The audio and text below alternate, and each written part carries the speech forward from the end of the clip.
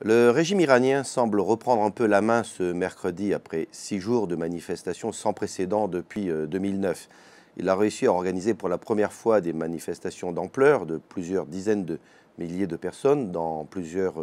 villes d'Iran, alors que les manifestations de l'opposition ont semblé marquer le pas, voire ont été très modestes la nuit dernière, pour la première fois depuis le déclenchement de la révolte jeudi dernier. En outre, après que le guide suprême, l'ayatollah Ali Khamenei, a dénoncé la main des ennemis de l'Iran dans les manifestations, les factions réformatrices qui auraient pu continuer à jouer un petit peu en faveur des manifestants se sont ralliées autour de lui et ont dénoncé le double jeu américain, ont dénoncé les violences des manifestations. Et donc on dirait que les différentes factions du régime font bloc face à une menace existentielle. Les manifestants semblent majoritairement des hommes jeunes, sans emploi ou de milieux modestes des villes de province. C'est la différence avec les manifestations de 2009 qui étaient massivement des classes moyennes de Téhéran. Là, il s'agit de dizaines et de dizaines de villes de province, de jeunes gens de milieux plutôt conservateurs, a priori loyaux pour le régime, mais qui là manifestent avec des slogans très durs, mort à la République islamique, mort à l'ayatollah Khamenei, etc., qui souffrent beaucoup de frustration économique et sociale, qui sont au chômage, puisque le taux de chômage des jeunes est très élevé en Iran, supérieur à 30%.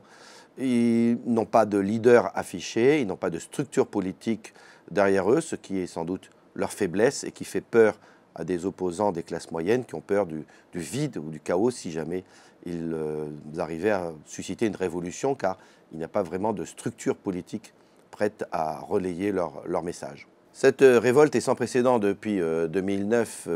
par son ampleur et représente une véritable menace pour le régime qui, dans un premier temps, a semblé un peu sidéré et paniqué et n'a pas su comment réagir. On peut envisager une révolution, c'est d'ailleurs le thème de certains slogans, la révolution des œufs, puisque les premières manifestations, jeudi dernier, initiées d'ailleurs par le clergé conservateur qui voulait déstabiliser le camp du président Rouhani, soi-disant modéré, évoquait la hausse dramatique des prix des denrées alimentaires et notamment des œufs.